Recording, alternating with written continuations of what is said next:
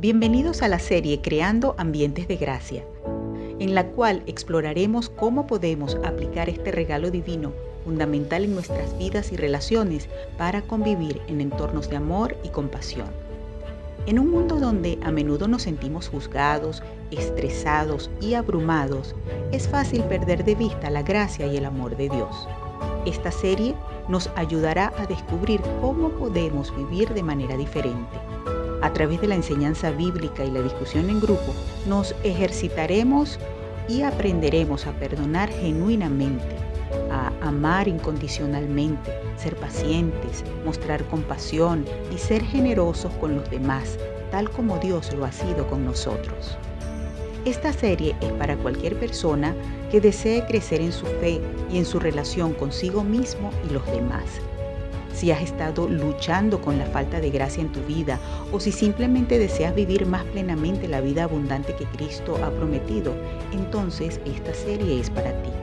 No importa en qué etapa de la vida te encuentres o cuáles hayan sido tus experiencias previas, la gracia de Dios es suficiente para sanar, restaurar y transformar. En resumen, en esta serie tendrás la oportunidad de descubrir cómo aplicar el favor de Dios en tu vida y relaciones para crear entornos de amor y compasión. Esperamos que te unas a nosotros en este emocionante viaje de descubrimiento y crecimiento. Juntos podemos aprender a vivir una vida más plena y abundante en Cristo, siendo portadores y recreadores de ambientes de gracia.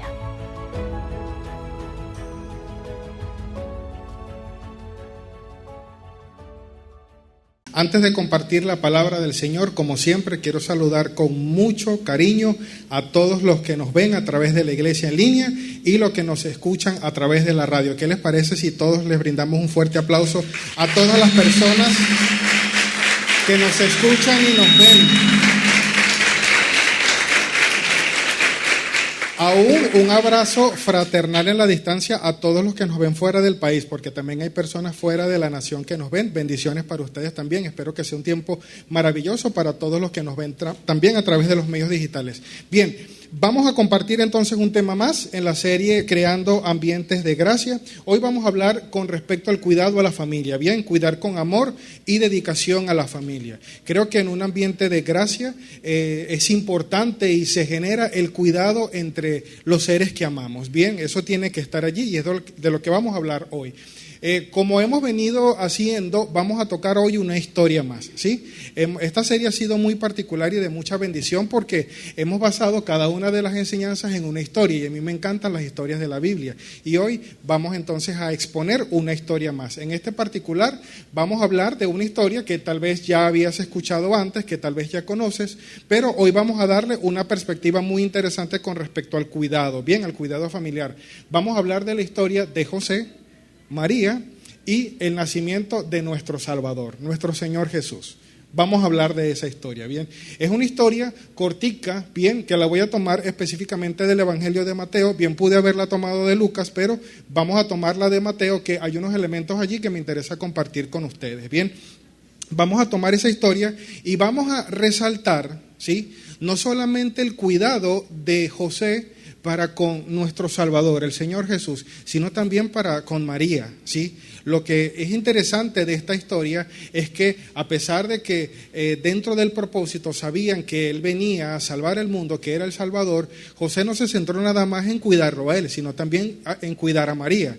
Y es lo bonito de esto. Bien, no vamos a hablar hoy del cuidado al cónyuge, no vamos a hablar del cuidado a los hijos, vamos a hablar del cuidado de la familia integralmente, tomándolos en cuenta a todos, ¿bien? Eso es lo que vamos a hablar. No vamos a hablar, mira, cuidado al abuelo, al anciano, el respeto y la honra, no. Es cuidado a la familia integralmente porque la historia de José acá con María y con Jesús resalta muchas veces en el capítulo 2 de Mateo, incluso 4 veces, lo importante que es la familia en su plenitud, completa, integralmente. Ya lo vamos a ver. Recuerde que cuando la Escritura te menciona algo 4 veces en un mismo capítulo, ahí hay algo importante a la cual debemos prestarle atención. Bien, la familia es importante para el Señor, primeramente. ¿Tú lo crees así?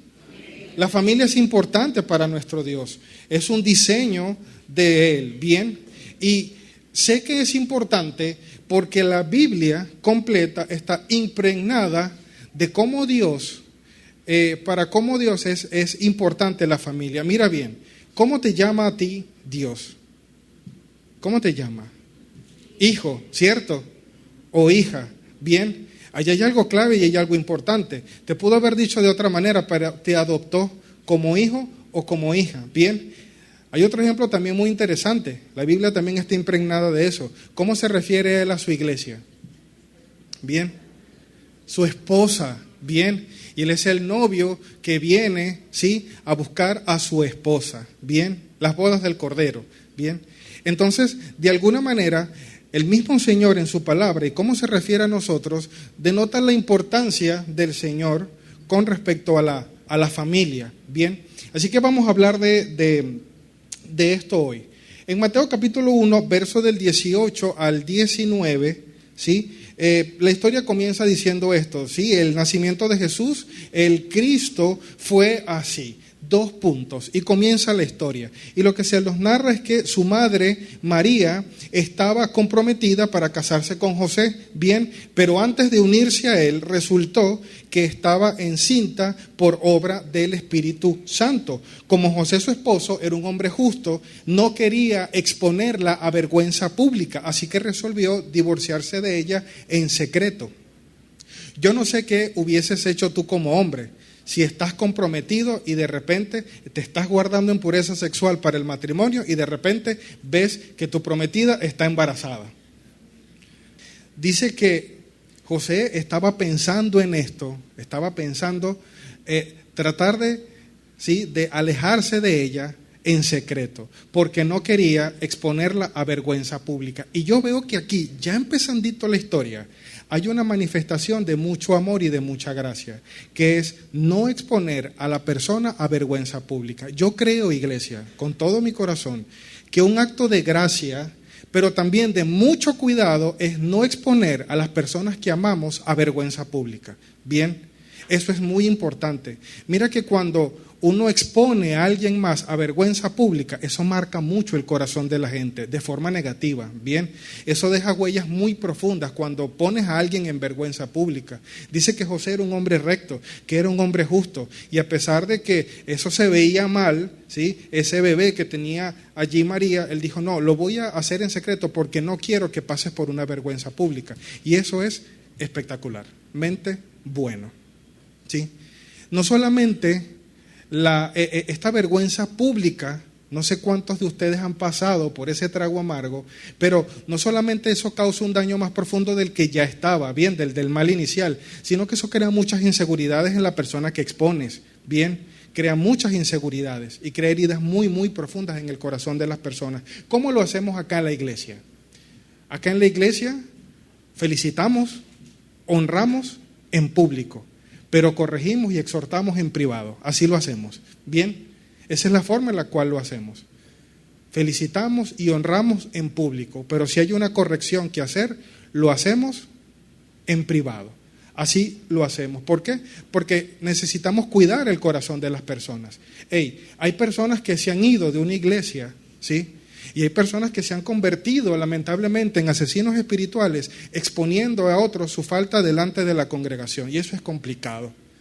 Y demuestra todo menos gracia, ¿sí? Y han ocurrido casos, ¿sí?, porque yo he estado al lado de personas en la congregación que han sido expuestas, en donde personas no se atreven a entrar más por esta puerta porque saben que la mitad de la congregación conocen su pecado. Bien, y es complicado, ¿sí?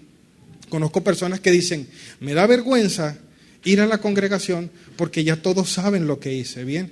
Y es innecesario. Se expone a la persona se le genera una herida profunda y ya entonces le da vergüenza estar en medio de nosotros. No debería sentirla, pero la siente, ¿sí?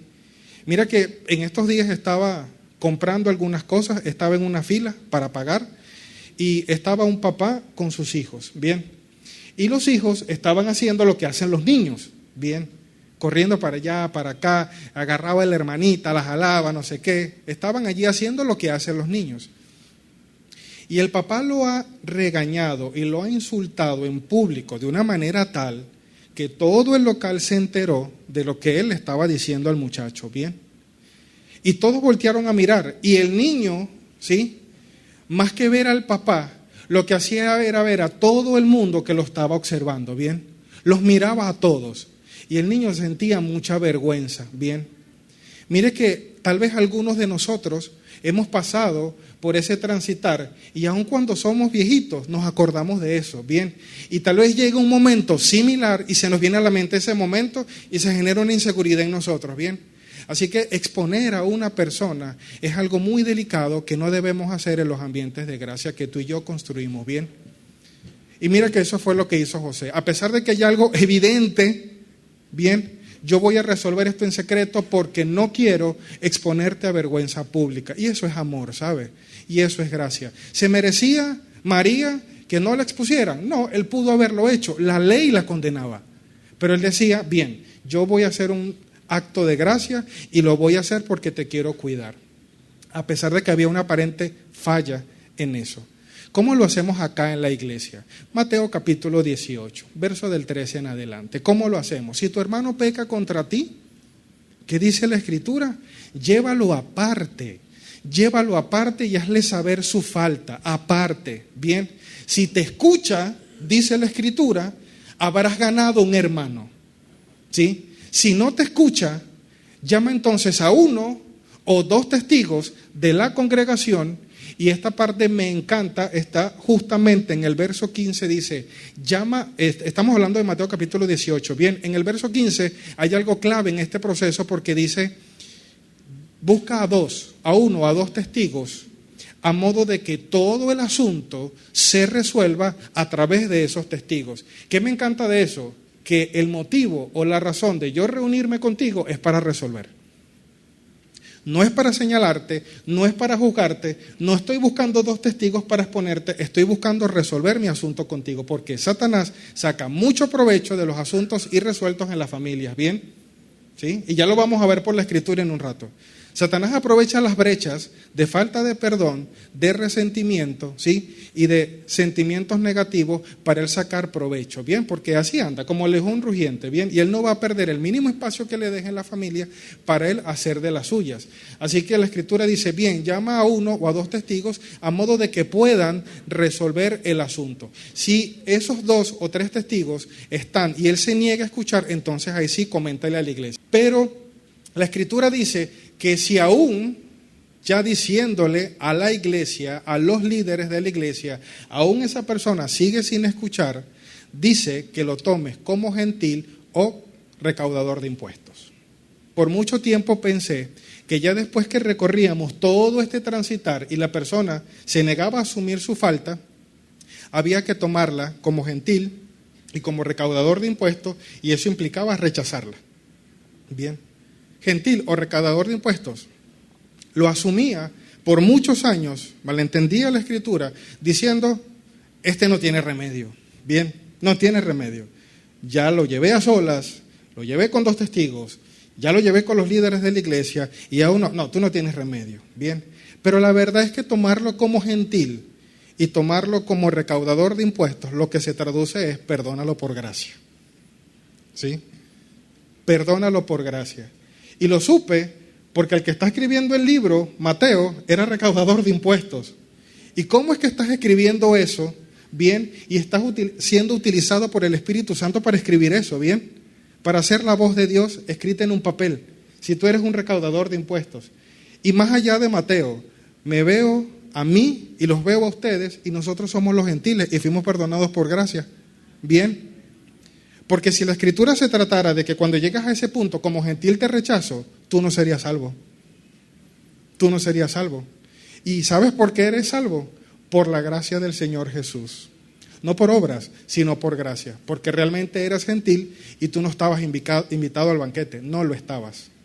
Fue que los invitados, que estaban invitados, no fueron y había una silla allí entonces disponible para ti. Y tú sí asististe. Y por eso estás aquí disfrutando de la salvación y la vida eterna en Jesús. Amén. Amén. Entonces lo primero, ¿Cómo estamos con esto en casa? Con exponer a otras personas. No sé si a veces eres tú el que expones o has sido expuesto por alguien más. Pero ¿cómo estamos con esto en casa? Quiero que reflexiones un momento y pienses si esto está ocurriendo en casa. Porque si esto está ocurriendo en casa, es necesario que para poder generar un ambiente de gracia, eso pueda salir de tu casa en el nombre de Jesús. Amén. Y principalmente de nuestros corazones. ¿Sí? Porque a lo que salga de nuestros corazones, sale de casa. Amén.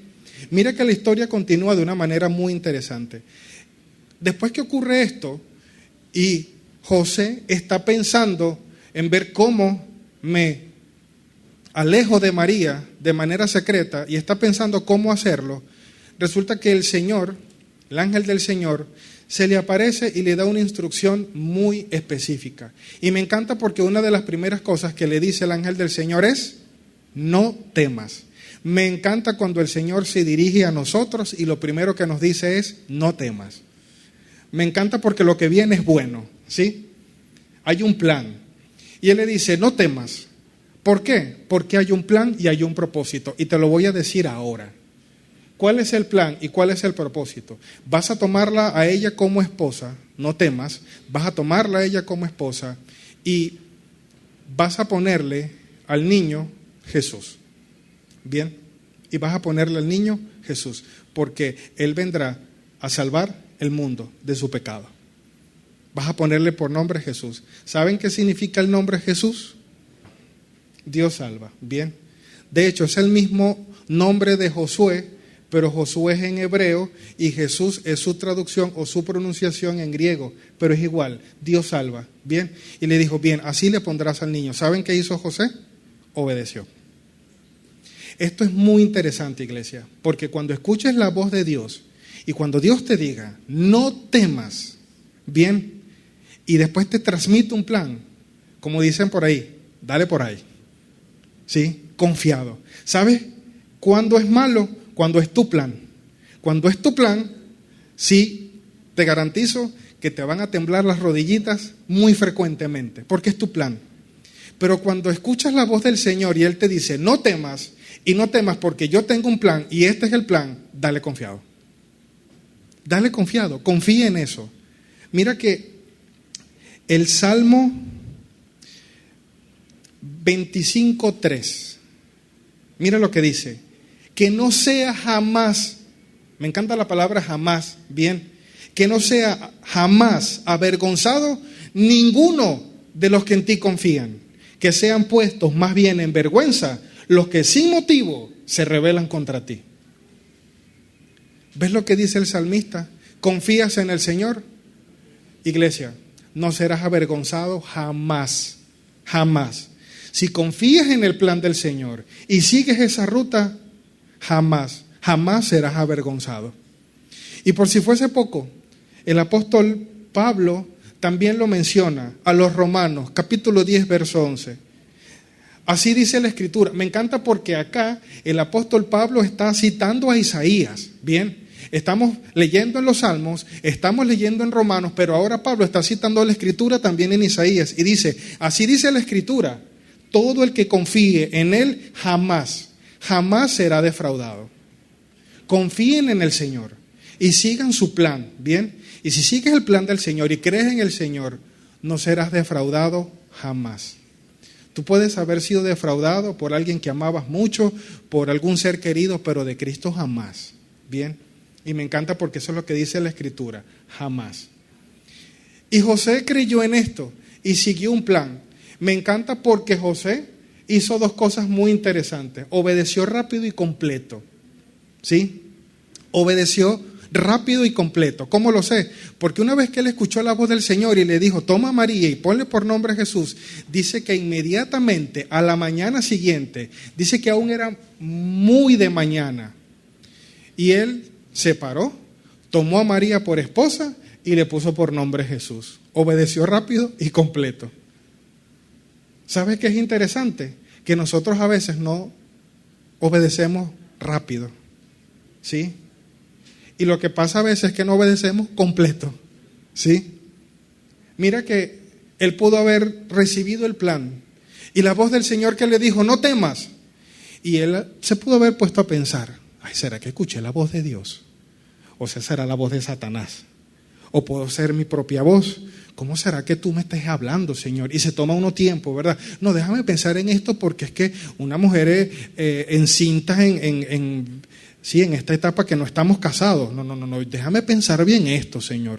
Bien. Y nos tomamos tiempo, pero confiaba en el Señor y la mañana siguiente lo hizo. Pero también puede pasar lo siguiente, cumpliste el plan, pero no lo hiciste completo. Es decir, ya la recibiste, pero no le pusiste por nombre Jesús, le pusiste por nombre, no sé, Manuel, le pusiste David, le pusiste Joan, le pusiste Jorge, le cambiaste el nombre a Jesús. Bien, ¿qué hubiese pasado? Bien, pero me encanta porque obedeció, pronto y completo. ¿Qué es interesante? No le agregues nada humano tuyo al plan, ya está, bien. Cuando el Señor te lo transmite completo, ¿qué más le vas a agregar? Eso es como cuando las madres acá presentes están haciendo su plato secreto y viene alguien a echarle un ingrediente o a batirle la broma, ¿bien? No me toques eso porque me va a poner el caldo morado, ¿bien? ¿Sí? Aquí no cabe otro ingrediente, es el plan de Jesús. Y se hace completo. Si confías en eso, no serás avergonzado jamás. Amén. Mira cómo continúa la historia. Ya ahí pasa al capítulo 2, ¿bien? Y en el capítulo 2 se pone interesante porque dicen que Jesús nació en Belén de Judea, ¿ok? Y al nacer, pues llegaron unos sabios del oriente y llegaron a Jerusalén, llegaron a la capital y llegaron haciendo una pregunta. ¿Dónde está el que nació rey de los judíos? ¿Dónde está? Reinaba en ese momento Herodes. Y cuando Herodes escuchó eso, bueno, se puso a temblar. Bien, dice la Escritura que se turbó mucho. Y no solamente se turbó él, sino toda la capital, Jerusalén, se estremeció. ¿Cómo es que vienen unos sabios del oriente a preguntar sobre el rey de los judíos, que ha nacido alguien así? Y toda la capital de Jerusalén se estremeció. Él se preocupó y llamó entonces a unos sabios, ¿sí? Y a unos sacerdotes que él tenía de confianza y les consultó. Hey, díganme algo, ustedes que conocen la Escritura, ¿dónde se dice que va a nacer el rey de los judíos, el Mesías, el Salvador del mundo? Y resulta que estas personas que él llamó sabían de la Escritura y citaron a Miqueas, al profeta Miqueas, y le dijeron, en efecto, en Miqueas dice que va a nacer en Belén de Judá, allí está, ¿sí? Citaron una porción de la Escritura donde el profeta le dice, donde el profeta dice, Belén, estás en Judá y bajo ningún concepto eres la más pequeña de Judá, porque de ti van a ser el Salvador del mundo. Bien, y le citaron a Miqueas, leían la Biblia, los sacerdotes que tenían leían la Biblia, bien, y entonces le dijeron esto. Así que él, al ver que la cosa iba en serio, Herodes tomó entonces a los sabios que habían llegado del oriente, los apartó y les dijo, hey, hace más o menos ¿cuánto vieron esa estrella surgir en los cielos? ¿Hace cuánto tiempo la están viendo? Porque llegaron a Jerusalén, llegaron a la capital viendo esa estrella. Y él le pregunta, ¿cómo cuánto tiempo tienen viendo esa estrella? Él preguntó, no por nada, preguntó porque él quería calcular el tiempo de cuánto tenía el niño de nacido, para que cuando él mandara a matar a todos los niños en Belén y alrededor de Belén tuviesen más o menos esa edad. Por eso lo preguntó. Bien, él sacó sus cuentas y dijo, voy a mandar a matar a más o menos los niños alrededor de 2 años. Dice que este plan obviamente no se lo transmitió a los sabios, sino que les dijo, vayan a Belén, encuentren a ese niño y cuando lo encuentren, avísenme para yo también ir a adorarlo. Mentiroso. ¿Sí? Mentiroso. Búsquenlo, encuéntrenlo, hagan el trabajo sucio por mí y cuando lo encuentren, avísenme para ir a adorarlo también. Como sabios al fin se fueron, se quedaron callados, siguieron la estrella. Dicen que en un momento la estrella se detuvo en algún lugar, en un aposento. Se pusieron muy contentos porque sabían que habían llegado al lugar donde estaba el Salvador. Y cuando llegaron a ese punto, dicen que vieron a María y vieron a Jesús envuelto en pañales. Bien, allí estaba el Salvador del mundo. Se alegraron muchísimo, dice que se postraron, adoraron, abrieron unos cofres y le entregaron unos regalos. ¿Saben cuáles son esos regalos? Fueron 3. Oro, incienso y mirra. ¿Sabes por qué entregaron eso? Es una pregunta muy interesante. Oro, incienso y mirra. ¿Por qué? Es interesante, bien, pero les dejo para que compartan eso. Y si estás en casa y estás escuchándonos también, puedes compartir. Si tienes a personas allí cerca, puedes compartir, porque cada cosa tiene un significado espiritual. Bien, continúa entonces la escritura. Ellos, una vez que adoraron al Señor, le entregaron regalos de adulto y de rey, ¿sí? Se retiraron. Pero dice que advertidos por el Señor se fueron por otro camino, porque Herodes los estaba esperando, porque Herodes se dio cuenta de que se habían burlado de él, ¿sí? Así que estos sabios del oriente se fueron por otro camino. Dice que esa noche, entonces José volvió a recibir palabra del ángel del Señor. Y ahora el ángel del Señor les transmite otro plan, ¿sí? O más bien, la continuación del plan inicial, ¿sí? Y vamos a leerlo entonces en la escritura. Cuando ya se habían ido, un ángel del Señor se le apareció en sueños a José y le dijo: levántate, toma al niño y a su madre y huye a Egipto. Quédate allí hasta que yo te avise, porque Herodes va a buscar al niño para matarlo. No es fácil cuando el Señor te dice: espérate ahí, no te muevas, quédate quieto hasta que yo te avise. Nos cuesta, ¿verdad? A veces nos cuesta más quedarnos quietos que cuando el Señor te dice: mira, muévete hasta acá. Tú, ok, bien, voy en fe. Pero cuando el Señor te dice: estate quieto y quédate ahí hasta que yo te avise, es complicado, ¿verdad? Sobre todo los que tienen el temperamento un poco más ansioso, nos cuesta más esperar, ¿cierto? Pero muchas veces en la espera hay obediencia, bien, y hay bendición. Cuando el Señor te dice: espérate ahí hasta que yo te avise. Y cuando yo te avise, ahí te mueves. Es interesante. Así que se levantó cuando todavía era de noche, otra vez José con su diligencia, tomó al niño y a su madre y partió para Egipto, donde permaneció, fue obediente, hasta la muerte de Herodes. De este modo se cumplió lo que el Señor había dicho por medio del profeta: de Egipto llamé a mi hijo. Oseas, en el capítulo 11, verso 1, había dicho que de Egipto iban a llamar al Salvador. Después no digan que la Biblia no se conecta, bien, todo está conectado y nada está por casualidad, nada falta ni nada sobra, ahí está todo, bien. Y Oseas ya había dicho: de Egipto va a venir el Salvador, de allí lo voy a llamar. Y de allí entonces se le dio el llamado a Jesús. Esto es muy interesante, no lo voy a abordar ahora, pero es interesante. ¿Por qué de Egipto? ¿Será que hay una relación entre el pueblo de Israel cuando salió de la esclavitud hacia la tierra prometida y Jesús fue llamado de ahí también? Qué interesante, ¿no? No está por casualidad. Yo creo y soy un convencido de que Dios también le había dicho al pueblo de Israel: te voy a sacar del pueblo de Egipto, tengo un plan, no temas, confía en mí y no serás avergonzado. Y ellos no cumplieron el plan, ¿cierto? Pero alguien tenía que cumplirlo por obediencia para que tú y yo seamos salvos, y ese era Jesús, y lo cumplió desde el principio, desde que salió de Egipto. Pero después lo hablamos más profundo, bien, porque eso es como un tema para una prédica completa, pero es hermoso, todo está conectado y nada está por casualidad, la palabra del Señor es hermosa. Bien, seguimos leyendo.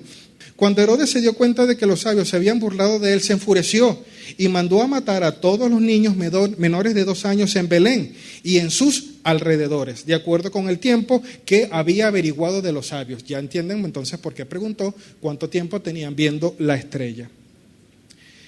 Después de que murió Herodes, un ángel del Señor se le apareció en sueños a José en Egipto y le dijo: levántate, toma al niño y a su madre y vete a la tierra de Israel, que ya murieron los que amenazaban con quitarle la vida al niño. El verso 21 dice: así que se levantó José, otra vez, tomó al niño y a su madre y regresó a la tierra de Israel. Pero al oír que Arquelao reinaba en Judea en lugar de su padre Herodes, tuvo miedo de ir allá. Advertido por Dios en sueño, se retiró al distrito de Galilea y fue a vivir en un pueblo llamado Nazaret. Que por cierto, ahí se cumple la escritura también, porque los profetas también habían dicho: lo llamarán Nazareo. ¿Sí? Escrituras y profecías cumplidas por todos lados, bien, todo conectado. Mira que en este último tramo de la historia, para terminar entonces, quiero resaltar un par de cosas interesantes. Mira que 4 veces, 2 dichas por Dios y 2 dichas que José hizo, 4 veces dice: toma a María, toma a la madre y toma al niño y caminen juntos. 4 veces. Lo que veo allí es Dios muy interesado en mantener una familia unida. Bien, cuando la familia se separa es vulnerable, pendiente. ¿Sí? Yo creo esto. Yo creo que una familia separada es vulnerable, pero una familia unida es fuerte en Cristo. Creo que una familia unida es fuerte. Miren las familias que son unidas. Miren, pasan cosas terribles en la familia y ellos siguen en pie. ¿Los ha visto? Tal vez ustedes son unos de ellos. Que son familias que pasan por crisis fuertes y siguen de pie. Es más, parece que les pasa como los hebreos, como los israelitas, que mientras más los apaleaban los egipcios, más fuertes se volvían. ¿Bien? Esa es la familia fuerte en el Señor, que está unida. Mira que el mismo Jesús nos advirtió de esto en la palabra, ¿sí? No es una percepción de nosotros los pastores. Mira que un día a Jesús lo estaban acusando, imagínese usted, de que estaba poseído por Belcebú. Y le decían que él expulsaba a los demonios en nombre del demonio. Bien. Y él les dijo esto. Está en Marcos capítulo 3, versos 23 en adelante. Entonces Jesús los llamó y les habló en parábolas. ¿Cómo puede Satanás expulsar a Satanás?, preguntó. Si un reino está dividido contra sí mismo, ese reino no puede mantenerse. Y si una familia está dividida contra sí misma, esa familia no puede mantenerse en pie. Igualmente, si Satanás se levanta contra sí mismo y se divide, no puede mantenerse en pie, sino que ha llegado su fin. Y yo no quiero que mi familia llegue a su fin, ¿sí? Así que de alguna manera hay que tratar de mantenerla unida, generando ambientes de gracia, ¿bien? No vamos a ponernos vulnerables, separando y fracturando a la familia. Mira que no nada más Jesús acá. Mira lo que dice el apóstol Pablo en la segunda carta a los Corintios, hablándole a los matrimonios. Dice, Primera de Corintios, capítulo 7, verso 5. Mira bien, no pongan dificultades a su mutua entrega, a no ser de común acuerdo y por cierto tiempo, con el fin de dedicarse a la oración. Pero luego deben volver a la vida normal de matrimonio, no sea que incapaces de guardar continencia, Satanás los arrastre al pecado. ¿Sí? Aún los esposos. Que puedes llevar esto a cualquier tipo de relación, bien, pero acá estamos hablando directamente de una relación matrimonial, ¿sí? Y el matrimonio es uno de los planes más bellos, hermosos que el Señor ha hecho, bien, el matrimonio. Y Pablo les está advirtiendo, no se pongan vulnerables, ¿sí? No pongan trabas a su entrega mutua. Y me encanta acá porque dice, la traba no la pone Satanás, la pones tú. Y Satanás se aprovecha de eso, pero la pones tú la traba. No es Satanás que la pone, eres tú que pones la traba. Y a lo que tú la pones, Satanás dice, bien, me la pusiste fácil. ¿Sí? Mira que el mismo apóstol Pablo, en 2 de Corintios, capítulo 2, verso 11, está hablando acerca de un hermano que tuvo una dificultad que se describe en la primera carta a los Corintios. Bien, en la primera carta a los Corintios había una persona en la congregación que había cometido un error grave, ¿sí?, de adulterio. Y la congregación lo sabía, y la congregación se lo celebraba. Y Pablo se molestó mucho, bien. Y no sé si han escuchado aquella frase que dice, entréguenselo a Satanás, ¿sí? Tal vez alguno de ustedes la ha leído. Es mejor que se pierda su cuerpo, pero se salve su alma. Entréguenselo a Satanás, bien. Resulta que acá, en 2 de Corintios, ya en la próxima carta del apóstol Pablo a esta iglesia, él habla de esa persona, como después de haber pasado una situación difícil o de tocar fondo, como nos pasa a muchos, él volvió a una congregación. ¿Y saben qué dijo el apóstol Pablo? Necesito que hagan 3 cosas con él: que lo perdonen, que lo consuelen y que reafirmen el amor por él, porque tiene una tristeza profunda. Bien.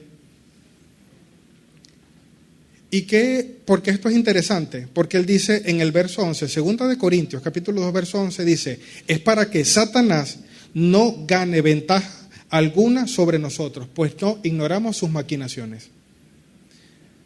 Él dice, si esa persona se arrepintió, bien, Jesús perdonó su pecado, perdónalo, consuélalo y reafirma su amor por él. Porque si dejas esa brecha abierta, Satanás se va a meter por ahí.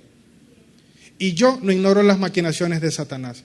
Por eso perdonen, consuelen y reafirmen el amor entre ustedes. No dejen brechas en la congregación.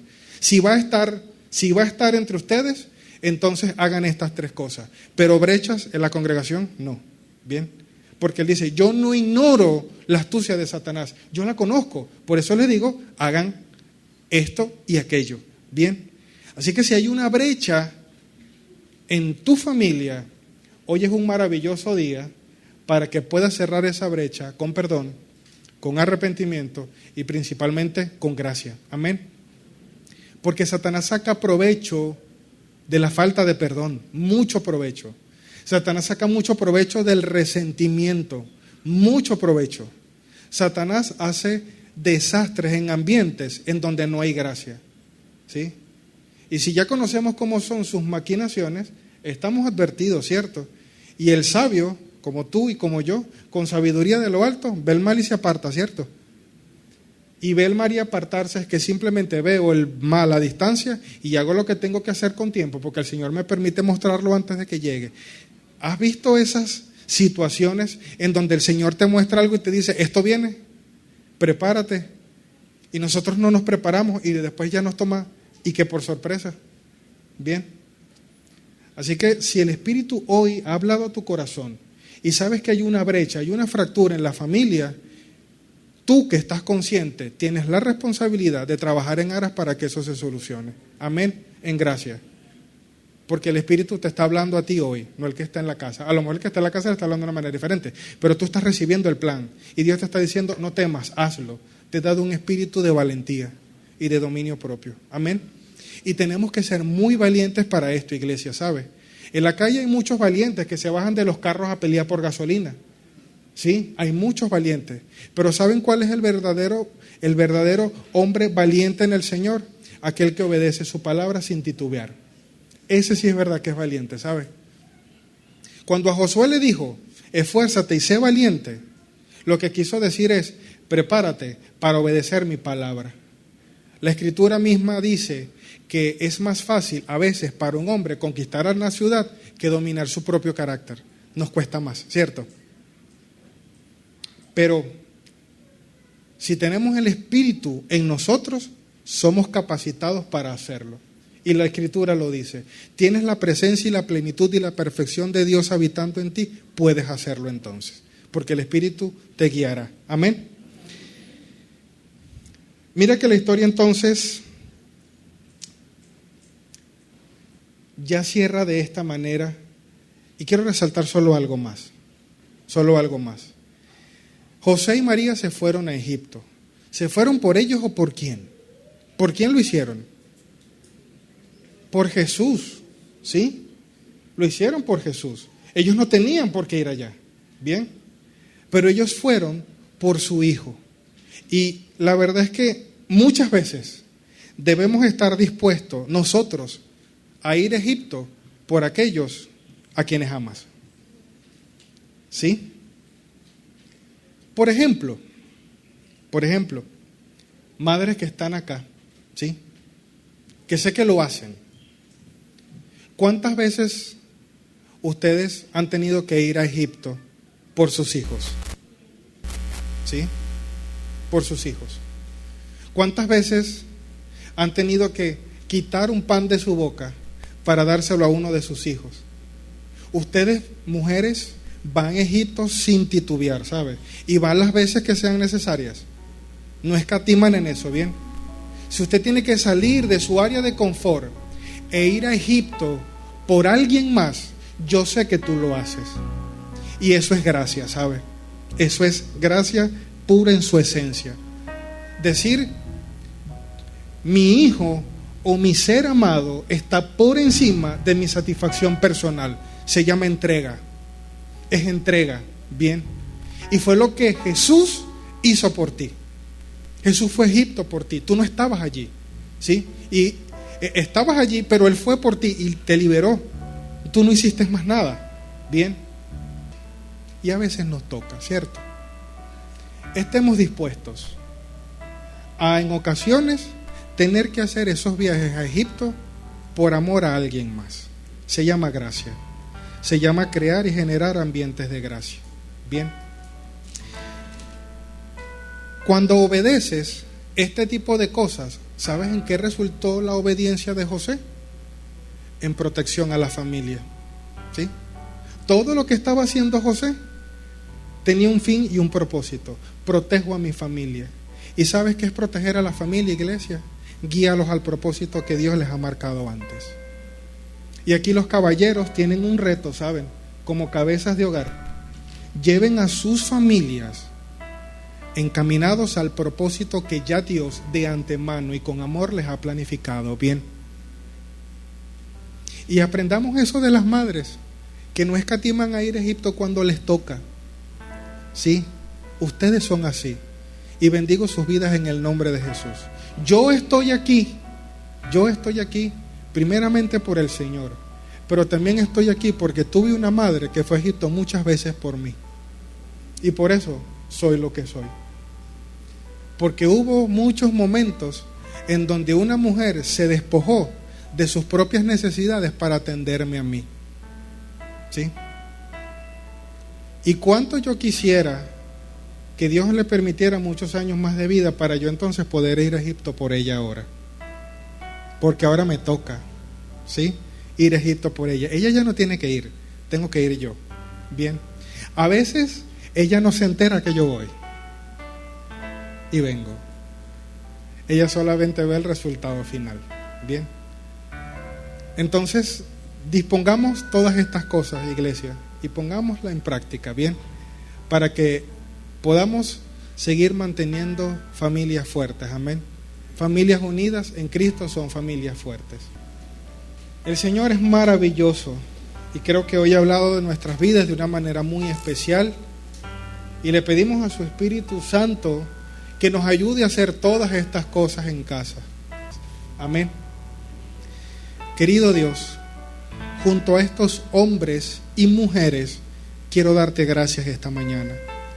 Y quiero pedirte esta mañana que puedas derramar una bendición especial sobre todas las familias acá representadas, Señor.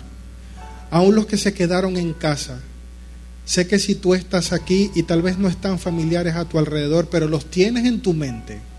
A esos rostros que tienes en tu mente, que Dios los bendiga.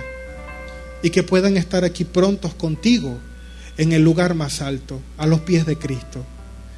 Señor, gracias por nuestra familia. Gracias por nuestro hogar, Señor. Es parte de tu plan para nosotros. Es parte de lo que nos has dado para disfrutar, Señor. La familia. Tú nos has dado la vida, Señor. Nos has dado el matrimonio, pero nos has dado también la familia para disfrutarla, Señor. Permítenos disfrutar de ella. Permítenos cada día, Señor, unirnos en amor, en consuelo, Señor, en comprensión, en gracia. Y haz nuestros lazos, Señor, cada vez más estrechos y más fuertes, Señor. Permítenos seguir adelante a través de esos retos, Señor, que la vida pueda traer, que tú nos puedas dar como familia la sabiduría, Señor, la valentía y la fuerza para seguir adelante en ti, Jesús. Permítenos mantenernos unidos a pesar de las circunstancias, Señor. Y permítenos cerrar esas brechas, blindar con tu Espíritu, Señor, nuestros hogares, Padre, para que las acechanzas del enemigo no puedan tocar nuestra puerta. Antes era la sangre de un cordero en un dintel de una puerta, pero ahora es tu Espíritu en nosotros, Señor, quien sella nuestros hogares, Padre, con tu bendición y con tu protección, Señor. Bendice a las familias acá representadas de una manera integral, Padre amado. Bendícelos en lo económico, Señor. Que en su casa abunde, Señor, de tu bendición. Que puedas bendecirlos en lo espiritual, Señor. En lo emocional, aún en lo físico, Señor. Una bendición integral para la familia es derramada hoy en los hogares de esta iglesia, Señor. Gracias, Jesús, porque conforme a nuestra fe será hecho. Gracias, Señor. por tu presencia en este lugar y porque en nuestro hogar tú y tu bendición también están. Gracias, Jesús, te amamos y te damos gracias. Amén y amén.